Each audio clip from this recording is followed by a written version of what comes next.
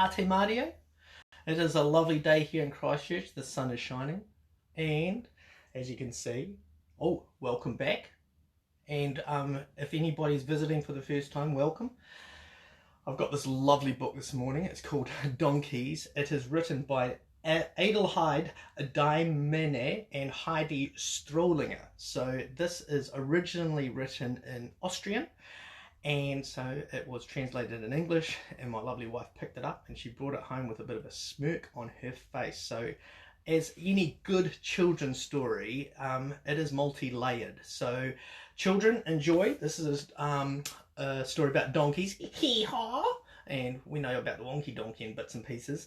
But parents, take note as well, because there is a message here for all of us. Once again, donkeys. Oh, don't they look gorgeous?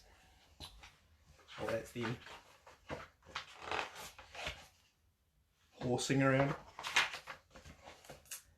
Jenny and Jack were planning their silver wedding anniversary. The two old donkeys had spent half their lives together. Horsing around when they first met, they brayed hee-haw at exactly the same time. Snap! They were married. They got married on the spot. Oh. They played their favourite donkey trick every time they crossed the street. Halfway over, they're digging their hooves so hard that nothing in the world could budge them. Oh, stubborn donkeys. Oh, look at them. To help forgetful Jack remember their wedding anniversary, Jenny folded down the corner of his ear the night before. Uh-oh, but what happened? The ear was blocked, and because he was already deaf in the other one, the rooster didn't wake him up the next morning.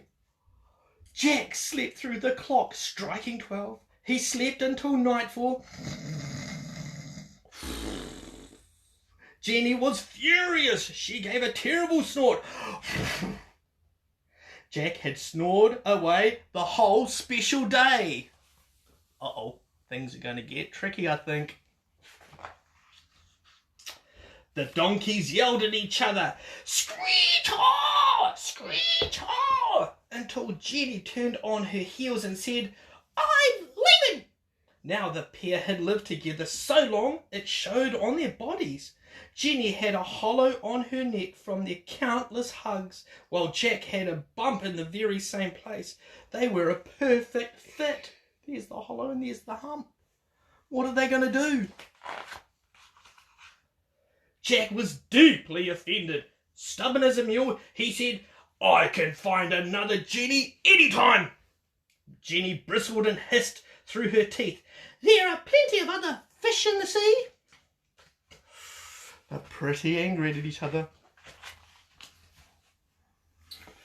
And off they trotted to find themselves a better match. Jenny headed south and Jack headed south.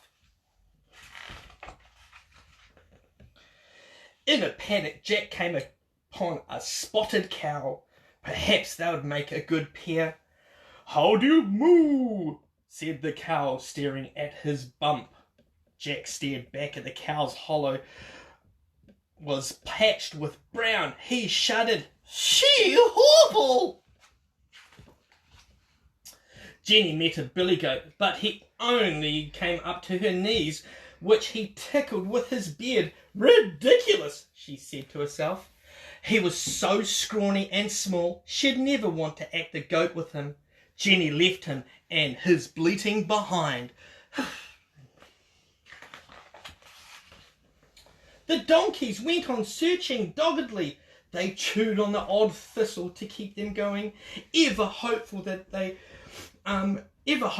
fondled flamingos and huggled with hippos.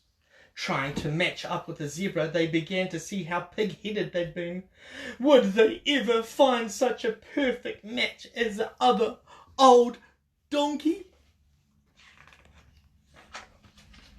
Now the desert stretched ahead. Caravans of camels snaked through the dunes. Jack saw their lovely humps swinging against the sky. He galloped to meet them. Oh, looking very excited. He might have found somebody. When night fell, the camels lay down and tucked in together by two.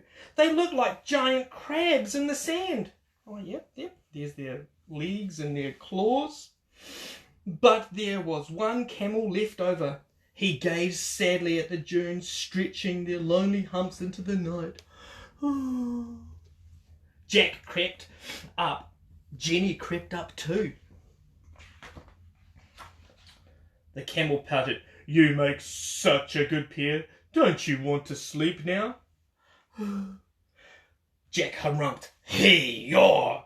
Jenny dug in her heels and stuck out her tail. I've got nobody, said the camel. I'll have to lie down in the dunes. I wonder what the two old stubborn donkeys are going to do. Yep. Jenny looked from the corner of her eye at the bump on Jack's neck. Through his thick lashes, Jack saw that no one had taken his favourite hollow. They tested to see if they still fitted together. You've lost weight, said Jenny. Nonsense, said Jack. Never mind, she said. I'll have more room to breathe. They sank down beside the sleeping camels between their donkey bodies. There was just a chink of sorrow from their time apart. The lone camel, however, came and lay upside down on the sand, his legs reaching up into the desert sky as a signpost for donkeys who lose their way. See, the sand dune is the same shape as the camel's humps. Doesn't look very comfortable though.